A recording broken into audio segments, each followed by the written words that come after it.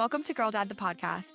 I'm your host, Madeline Anderson, and I'm thrilled to bring you honest conversations with dads and daughters, sharing heartfelt stories, actionable advice, and real daughter perspectives that will help you be the best girl dad you can be.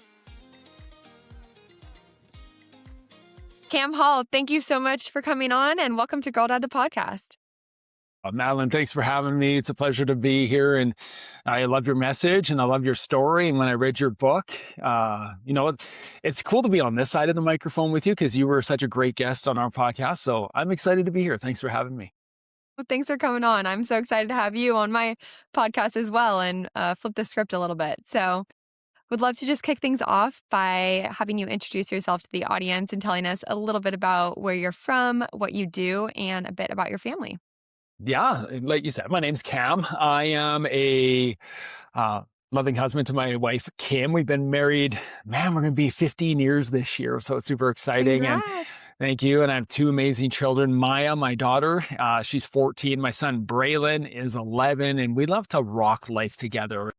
That really started from the moment I found out I was going to be a dad and not knowing boy or girl, but really knowing at that point that we were stepping into a really exciting period of time in our family. And I just think about that journey and where it started and how much life shifted in that moment for me, going from, being a single guy to a married guy to now going to be a dad, and how naive I was to think that everything was just going to be the same. And I know we'll dive into a little bit about personal health and fitness and this, but it's been such a journey. And so, where I'm from, actually, I've moved around quite a bit. I grew up in a small town, in a family that was a hardworking family, but in a home where I knew my dad loved me, but my dad was never around, and he worked really hard. And so I didn't see him during the days. He left super early in the morning. He got home super late at night, but he was always supportive. And I know that dad was always at all our sporting events,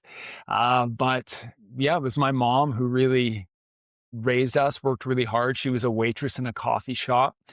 We grew up in a time where I think many of us look back now and like, oh man, we grew up in poverty, but at that time we didn't know we were growing up in poverty. My brothers and I were cared for and loved, and there's a whole backstory there. But from there, got the opportunity to play college basketball. And so that took me out of that small town into a big center, a city of 1 million plus people. And life really shifted for me. And it was through basketball that I met my wife, which was pretty cool. We've moved around. We live in Alberta, Canada now. We live on the footstep of the Rocky Mountains. We love to ski and mountain bike and hike and do adventures as a family. And that's really what my message for dads is about, is living fit, healthy, fulfilled lives with their family and being able to show up as the husband and the father that they're meant to be. So I don't want to ramble, but that's a little bit about me. No. Yeah, that's amazing. Thank you so much for sharing, Cam. And I appreciate the context on your upbringing as well. I think that there are so many dads out there who share a similar story as your dad, where it's so well intentioned, right? It's like provide for the family and work hard, but there's this lack of connection that happens as a result of that. And that's something that I think is so important, especially for father-daughter relationships, because there's this whole other dynamic of being a daughter and having a father who's working hard, but kind of not interested in your life and kind of the stories that girls tell themselves accordingly. So thank you for sharing that. I'm so glad to hear that, you've become a really present father and you're doing things differently, even though your dad meant well, and also times were different then too. So again, thank you for sharing that. And also, I love the message about spending more time outside with your family. That's something that I'm huge on too. I think that children need to have more real life experiences these days. So being in that setting, surrounded by nature and skiing and everything, is just so great for your children. So I love to hear that. Yeah, well, we love doing things together. Like when our kids were growing up and when Maya was born, and we'll talk a lot about probably my relationship with her. And I think about the story that you tell in your book when you go golfing with your dad and how it just Oh, became the thing that you did. And it was like something you looked forward to.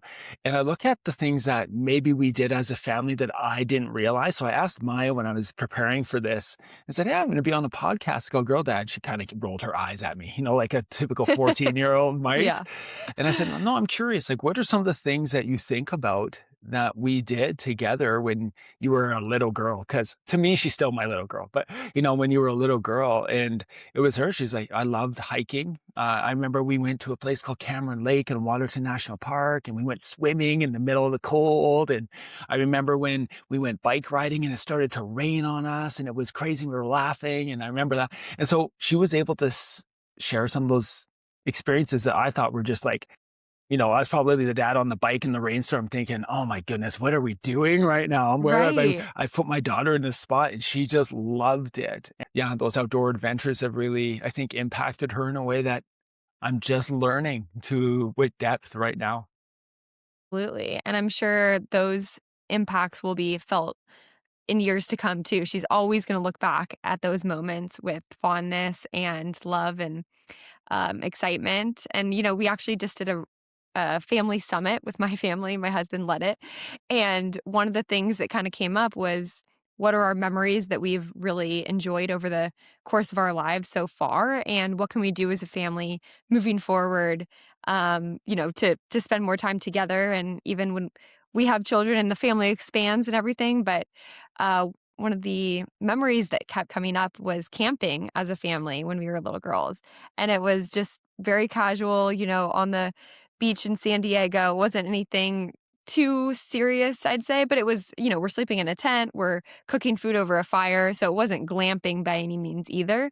But it was so much fun, and we just have so many memories going there every summer as children, multiple times a summer too. And it's just those little moments that, yeah, my dad probably didn't think to himself, "Oh, this is what the girls are gonna remember," but that's really what we did remember. And I think that there is something about being outside with your family and just the kind of authentic connection that happens when you're surrounded by nature and in, like, a human element, you know? Yeah, absolutely.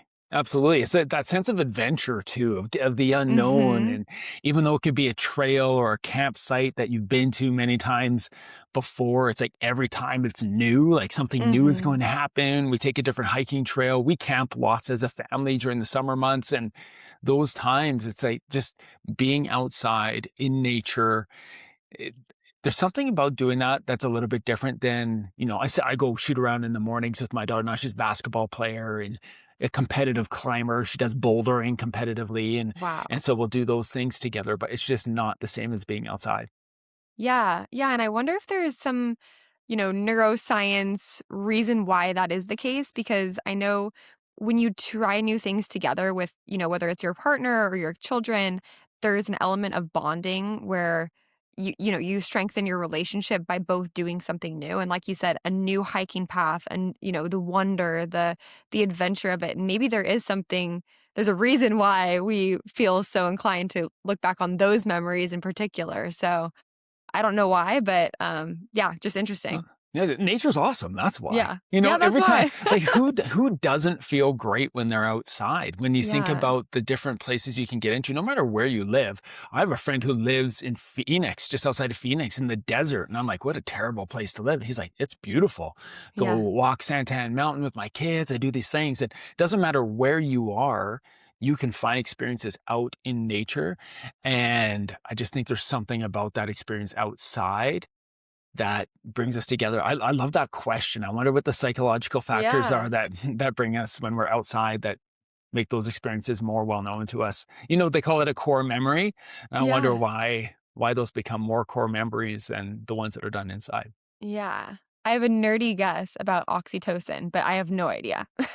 That's just I'll go with it. It sounds yeah. good. Yeah. But anyways, I wanna hear more about your career in terms of Fight the Dad Bod and Yeah. why you built it and the work that you're doing, because I'm sure there are dads listening who are having a piqued interest in this subject because everybody wants to get healthier Yeah. and fitter. But yeah, tell me more about the why behind it and the process of building it.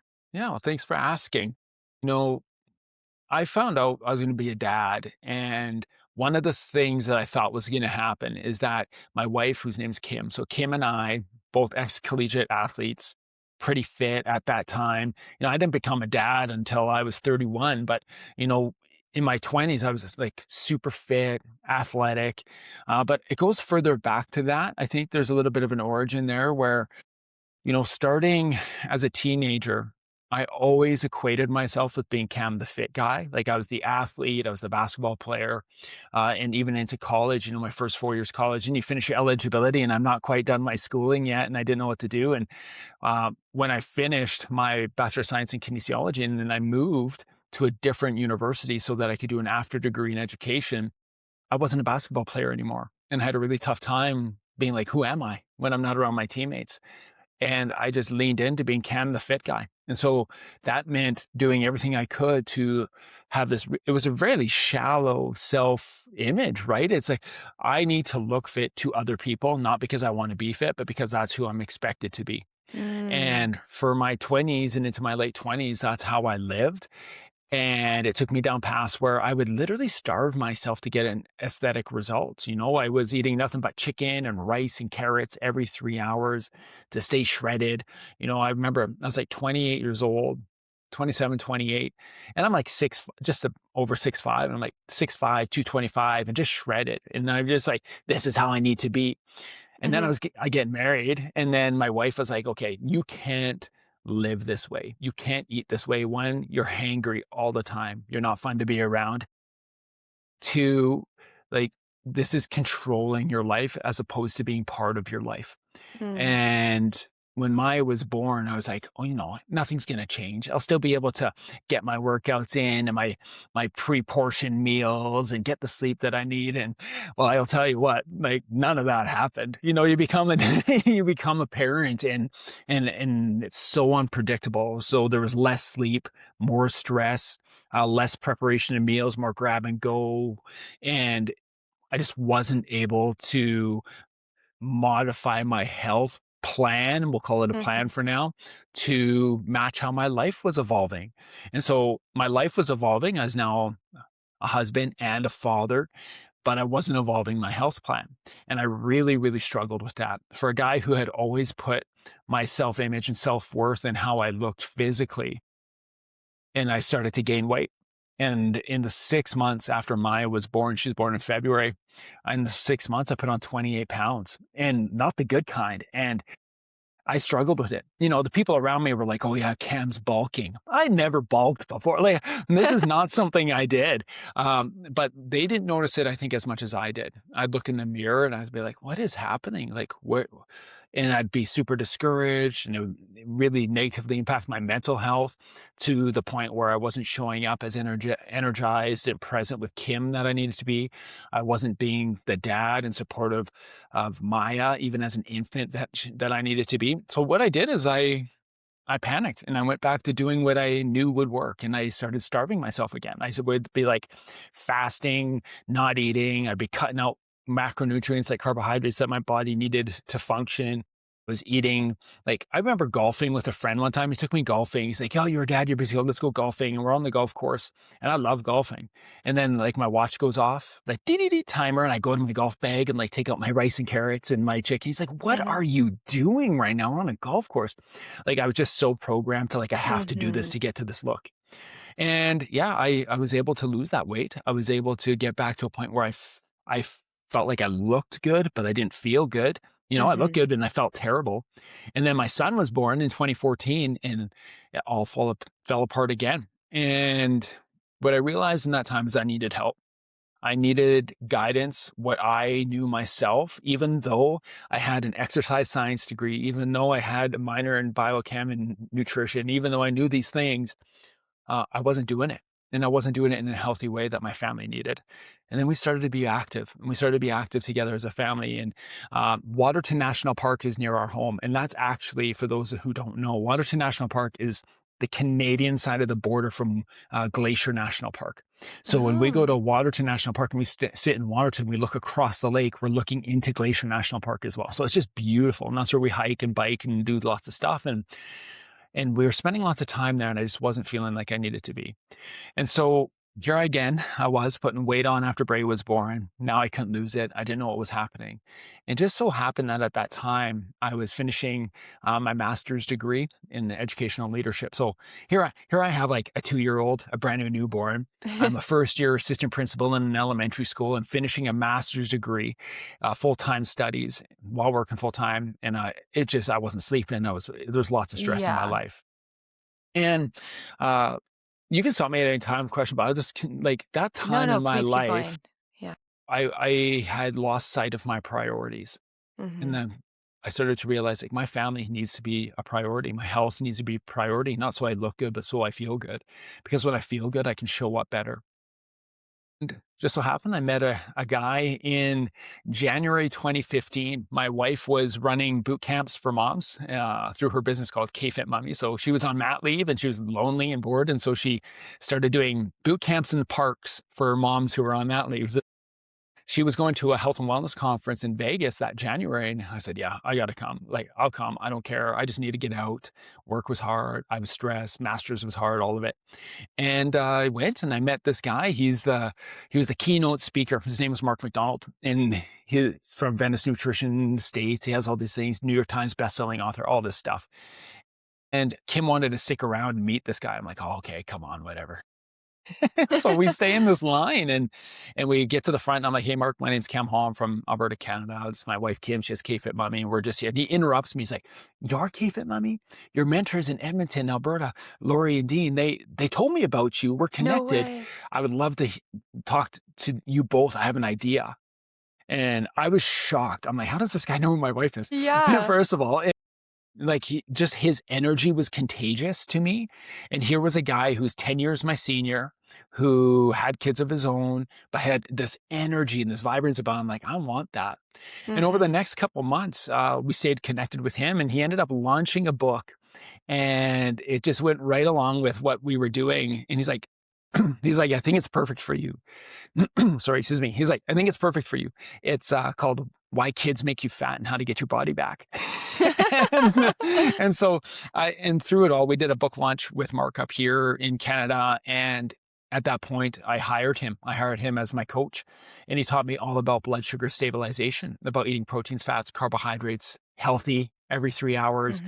realistic, eating the same foods as my family, not fasting, not cutting carbs, not doing those things, not dieting based on deprivation, but using food as fuel to get to where I wanted to be.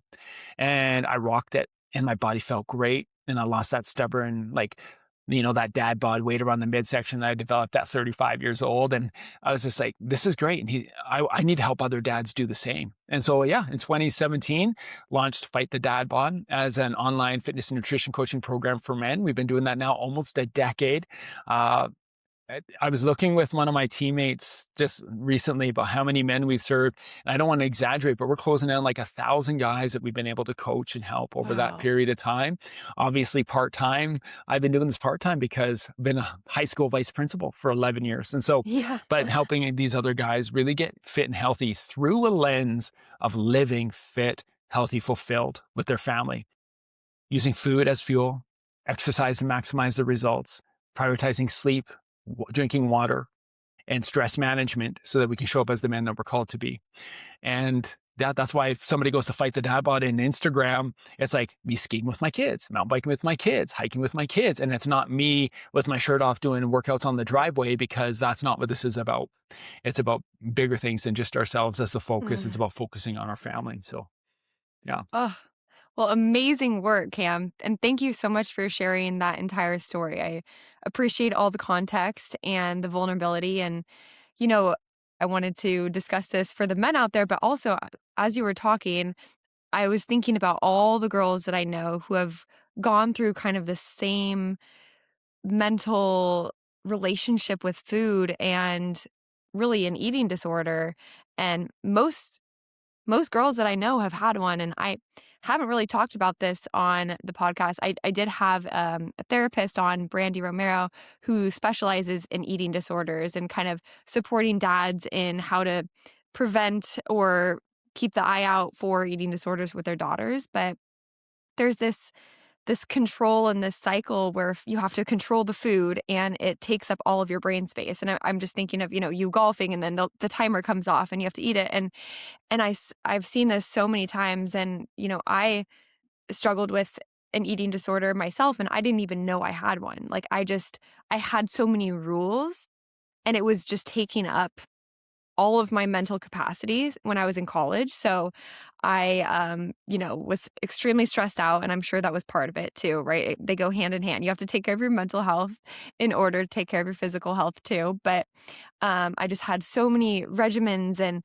things I can't eat and things that I will eat. And everything was like, very low calorie, that type of thing, right? I was like measuring and I was eating enough. Like I never starved myself. And that's why I felt like, oh, this isn't a problem. Like Right. I'm being super healthy right now and I'm doing the best thing I can for myself. But I'll tell you what, like I look back on some of the memories from that time period and they're really lacking. Like it almost Yeah. feels like my my brain could not store memory because it was focusing on surviving. And at the time I was like 20 pounds less than I am now. And I really don't know how that happened. Like it really happened over time and it happened with this desire to just be the healthiest I could be and just be on top of everything, on top of my grades, on top of my working out, on top of my food, and being extremely regimented. And I think that it was actually so much structure that it did not allow me to have a real life. And so I appreciate you sharing that. And I think that for the dads listening, maybe they resonate with your story directly, or maybe they can realize, hey, maybe this is something I need to watch out for with my daughters because over control can lead to all kinds of different terrible relationships with food yeah, just It starts to it's a consume you. yes, It it really does. does. It takes all your attention. Can I share a little story that thank you for bringing that up, and I appreciate you being vulnerable and sharing that because, there was I'm gonna share you a story. Maya was about 7 years old.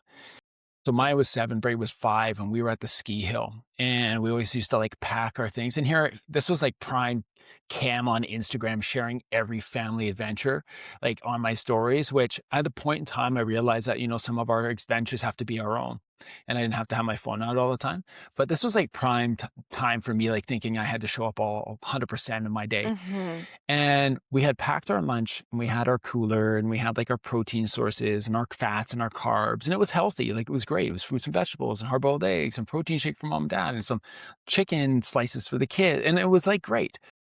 And then I was like taking a picture of it. And then I noticed the table in the background. There was a family who was eating and their food didn't look like that. Like they had fries, there was chips, there was like what people would look at and be like, judge that it was Mhm. unhealthy. And my daughter, 7 years old, she looked over and she looked at the table and she looked at me and she said, "Oh, they're not very healthy." And I was like, "Uh-oh, like what message am I sending Mhm. right now to my own daughter that this food is healthy and that food's unhealthy when you don't know the context of like they might be very healthy and they might be having it like this was Mhm. a celebration. They're going skiing and yeah, we're just we don't have this food normally, but we're at the ski hill, so we're gonna have like we just don't know people's context. And the fact that even in that moment she didn't know she was doing it, but she was equating somebody else's status, worth, lifestyle, whatever it is, by the food that they were eating. I was like, okay, I need to be careful with this. And Mhm. as she and then, of course, I in that moment, I can't remember what I said to her. I said, "Oh, no, kiddo, like, we're just eating this. Maybe they're just eating this day." And I tried to mask it, but I was like, I noticed that you noticed that and acknowledged her, but also Mhm. redirected in a caring way. But as we went, now that we were eating, like, we're pretty regimented. Like, we all eat the same foods, protein, fat, carbohydrate, every 3 hours. Kids make their lunches. They know how to balance. Like, they're old enough now, they can do that. But I started to see with my daughter when she started to become more of a competitive athlete, especially in the climbing world where she grew so quickly. So she's taller than her mom now and at Wow. 14 but she's like super strong, but it's all about strength to weight ratio. Like you have to Mhm. weigh less and be stronger, which can lead itself to really unhealthy food relationships and body image issues in climbing. How much did I teach my daughter about, like, proper nutrition versus proper relationship with food? Mm. And so I've been very conscious raising a young woman and a young man in my son to say, like, we need to have a healthy relationship with food. So yeah, we eat foods that we love and desserts and ice creams and stuff. We do that stuff. There are no bad foods. Mhm. There are like healthier choices. And then there are specific, I call them strategic choices for what we're doing. So here's your like your pre-competition, here's your post-competition, here's our Mhm. Friday night movie night and popcorn and pizza night. You know, like there's strategic timings for different meals. But yeah, if you're a dad out there right now raising a young woman, it doesn't matter how old, if she's like 7 or if she's 14, to understand that, yes, there's healthy foods. And we know this as adults that provide our body with the nutrients and nutritious things that we need. And food is fuel. But how you frame it, how you deliver it to your kids will stay with them. And so saying this is bad and that is good is probably not the best way to do it. Mhm. Instead, educate on both. Like this is a choice that will help you do this, and this is a choice that will make you feel like this, and you can choose either way. You're in control. Just know that these each play a different role in your life. And so, Mhm. so I've been really focusing recently over the last like 2 to 3 years about building healthy relationships with food in our home as to building a regimented, this is what we eat, this is what we don't. Yeah. No, I'm so glad you said that, and that's exactly the advice that Brandy gave, the therapist who specializes in eating disorders, is to not label things like good and bad. It's Yeah. just the more that daughters can have a choice in what they want to eat and do it because they are educated on how it's going to make them feel and the benefits or, whatever it may be, the better it's going to end up for them. And also, there's this whole other component that you touched on, which is this idea that daughters and fathers and men and women can equate self-worth to how they look, and that, can lead to all kinds of relationships with food that aren't necessarily healthy. And so building that sense of self-worth outside of food and fitness and everything is a great way to kind of set the foundation of your daughter understanding who she is and the personality that she is and the benefit of her skill set and everything without the way that she looks or how much she weighs. And another thing that you said that was interesting was the way that you help your clients live real lives with their families, like playing outside, playing sports together and everything. And one of the things that also has really helped my body specifically is playing tennis and not working out so hard and so regimented. It's like playing a sport that's really fun and active. And I'm on a team, so I'm hanging out with women, and it's just, I want to go play and I don't go play to have a better body, right? But it helps with the whole picture. And Yeah. so I understand why that works. And then also it helps with stress levels because when working out is part of this regimen that is another thing that you have on your plate, it's another thing to add to the stress. But if it's something to go have fun with and hang out with your family or hang with your friends, then it's actually an antidote to the stress. So um yeah, really interesting the way that you frame that, and I love just kind of your mentality around fitness and how to help fathers with, fighting the dad bod. But, when it comes to that, I wanna talk about some of the kind of resistance that a lot of the dads face. I think there's a common theme, not just with working out, but with doing other things that are important to do, but um, maybe they take up time. And this resistance is that, nobody has time for this. That's the And biggest thing. Yeah. I don't have time for that. Yeah. exactly. And it's a great excuse and you can really feel that it's true, right? But I think I would like to hear from you around, how you reframe self-care into family care and how you help dads carve out that time. Yeah. You have to create the time, you know? Sorry, the dog just came in. Oh, you're good. It's next to me here. You have to create the time, and that's about being disciplined with what you're allowing consume the time that you have. And so, yes, there's work, there's lifestyle things, and the older your kids get, it's the activities and the sports that they're playing and those types of things. but you have to be disciplined. Like for me, it came to making myself a morning person and getting up a little earlier to be able to go do those things, and to prioritize that. Taking care of my fitness in the morning was what it's going to take. Now, some people are just like, I can't do that. It's going to have to be in the evenings. It's going to have to be during the day. Maybe it's on a lunch hour when I got 20 minutes. It really comes down to each person specifically and their own schedule and their own timeline.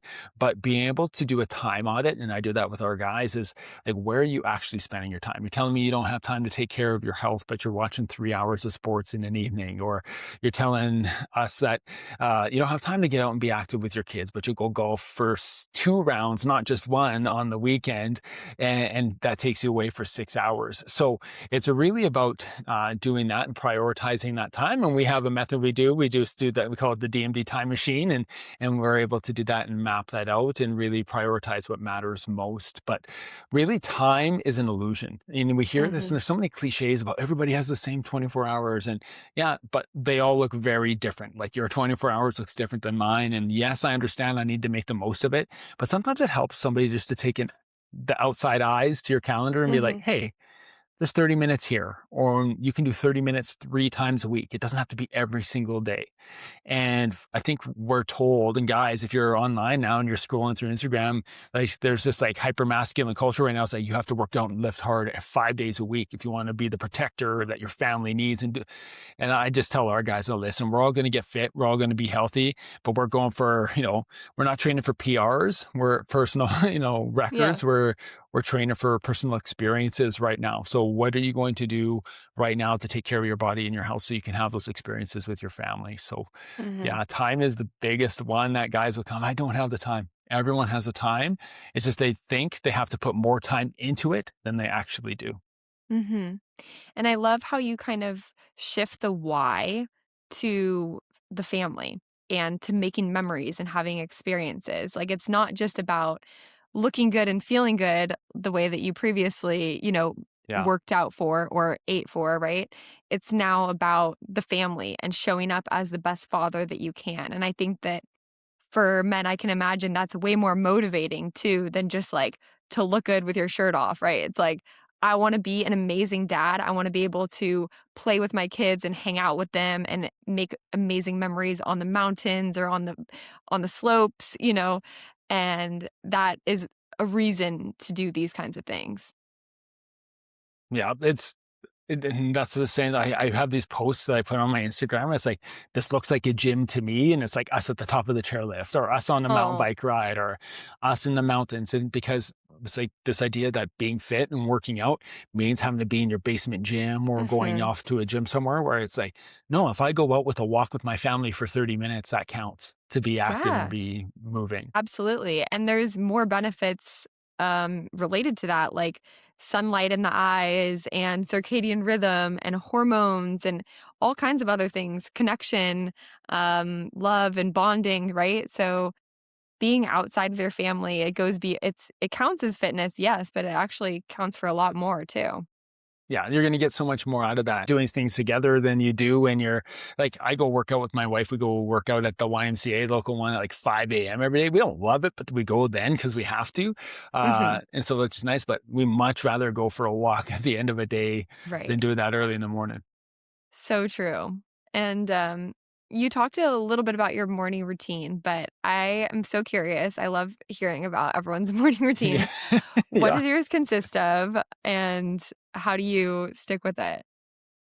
Yeah, here's the biggest thing for me. It's like, I need to make sure that I'm going to bed at the same time every night Mm. so that I can get up at the same time every morning.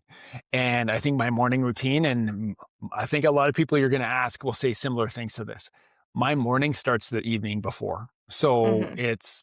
I know that Kim and I are going to go work out in the morning. It's making sure that I have my gym stuff, my shoes, my workout clothes, all of that laid out the evening before. And I go one step further, like my home office is down the hallway from our bedroom. That's where I put all my gym stuff. So I know I have to get up, walk down the hallway, go into Mhm. the office and get it. And it's those habits and those routines that you build. Like, James Clear says in Atomic Habits, it's not the big thing that matters. It's like all those little things along the way. So it's Mhm. the putting the shoes out, the getting the water on the counter the night before. It's getting everything everything put in place so that every step you take is moving you closer to your goal. And so in the morning, I set all that stuff out at night, so when I wake up in the morning, oh man, the alarm goes off at 4:30 for me, which is just like Oof. it's yeah, that's exactly what my daughter would say, "Oof," like, it's tough. But, you start to get into it, and the drawback to that is this, like, I feel great working out in the morning. It's 4:30, my body's now used to it, drink water, get some fuel in, go to the gym, and I'm done by 6 o'clock. We're home by 6:15, and the kids are getting up out of bed at 6:30, and so, it's done, and you feel great about your day. Here's the drawback that I'm finding now. Maya's 14 years old, and she's in this age where she's wired at 9 o'clock, 9:30 Mm, at night, and she just wants to talk, and that's the time, like, she wants to talk. And I am so tired by that time in the evening, like, I yeah. am ready for bed at 9:30, and so I've honestly looked at this, being like, "This has worked in my health picture for a long time. Maybe it doesn't work anymore, because maybe this is the time where I need to prioritize as a dad, being more available Mhm. to her in the evenings," which means I'm not gonna be working out at 5 AM. Maybe I work Yeah. out at 7. Maybe I drop the kids off at school and I go work out at 8. Now I know for everyone that doesn't work that way, but in my life right now, that might work. And so, Yeah. how do I prioritize what matters most and still prioritize my health? I think that's the balancing act dads go with. Like, what matters most is my family, but I can't show up for what matters most if I'm not taking care of myself. So I can't just stop working out. I can't stop eating well, but I do want to be present in the evenings for those stories at night, and Yeah. to really get to know her and connect with her when she's wired and she's awake after practice and all those things, instead of going to bed at 9 and being like, "Hey, I love you, kiddo. Have a good night," and letting her put herself to bed. So I'm in that spot right now. I think it's a Mhm. constant evolution of our habits and our time frames of what we're doing in our lives, and it's okay to be that way. Yeah.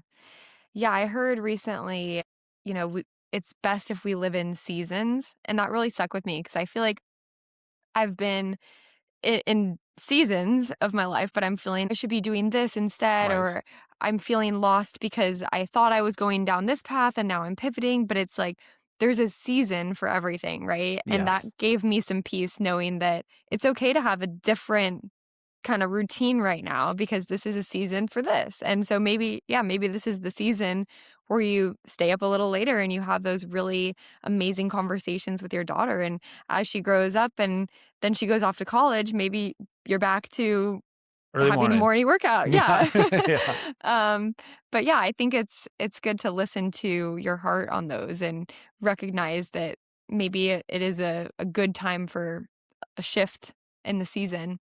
um, but I think yeah, you're no, right. well, you said it, right? I just validated. I think I've been really big on, like, leaning into your intuition and listening to you, and it sounds like you already knew the answer, and I just repeated what you said. It's good. No, I appreciate it. Yeah. I do want to talk a little bit about your daughter and just the legacy that Yeah. you want to leave behind. And, obviously, you're teaching her so much about her confidence and fitness and routines and healthy habits. But when she thinks back on the things that you taught her, what do you think is most important? Goodness. It's a good question. It's a question I should ask her. Uh, well, I think when she thinks back to, like, what matters most, I think is what you're getting at, like, what Mm-hmm. matters most right now, I think it's just that availability. Mm, It's the knowing that she is a priority, even though I think as a dad and as a husband, my wife is always the priority and then the kids. But like Maya, as my daughter, she knows she's a priority. She knows that she can ask me for help. She knows that I'll listen and I'm not always going to give her advice. But there's times where dad has to give some advice. And I think just being able to have a relationship where we can create an open door, that's my hope. My hope is that that stays that way. Right now, it is that way, that she can text me or call me and I'll pick her up or just chat with her or just listen to her when she needs it. Uh, but she's also 14 and she's very quick to tell me when she doesn't need it, so I'm learning yep. that too. But I think she would just say that um, I think I'm most proud of is she would tell people that her dad loves her and that her dad No, is always there for her if she needs it. I love that. And I've mentioned this a handful of times on the podcast, but as a daughter, there is nothing more powerful than knowing that your dad has your back. So the fact that that is your answer and you're really trying to make sure that she knows it is going to be so huge for her for the rest of her life, just knowing she has you. So I think that's a wonderful answer and she's very Appreciate it. lucky. Thank you. Yeah, of course. Well, we're coming up on time here, but I would love for you to just close off with sharing one final piece of advice for all the girl dads out there. Oh, yeah, one day at a time. You know, like, and really, I mean that in yes, I mean it in jest, and I'm joking, but I also mean it seriously. I think, uh, we take ourselves too seriously at times, and we allow things that happened yesterday to impact today and tomorrow. And I think we can use everything that we experience as dads, whether it's in the moment, and we have to walk away to let cooler heads prevail, or in a moment where we have to lean in and really be there for our kids and our daughters, is everything's a learning experience. And whether we know it or not, like I'm a 45-year-old man who doesn't have all the answers. And so it's okay to know that. And true leadership as a father comes from not knowing. And it's okay to let your kids know that you don't always know the answer. And I think there's times where we feel pressured to always have it figured out. We always have to have the plan, the morning routine, the workout schedule, the answers to all the questions, the homework help. We have to have it all, and it's okay not to have it all. So if you're a dad right now and you're raising kids, daughters and sons, it's okay to mess up, and it's okay to take it one day at a time and let yesterday go. And just every new day is a new day for you to learn, to grow, and to build connection. And so that'd be my encouragement. Oh, well, thank you, Cam. That was great advice, and it's been a pleasure having you on the podcast. Yeah, well, thank you. It's been a good conversation. I've enjoyed it. Had lots of fun. Thank you for tuning in to Girl Dad, the podcast. If you found today's conversation helpful, please subscribe, leave a review, and share it with a fellow girl dad. I read every review and truly take your words to heart. To close out, remember, your intentional moments make lasting legacies. See you next week.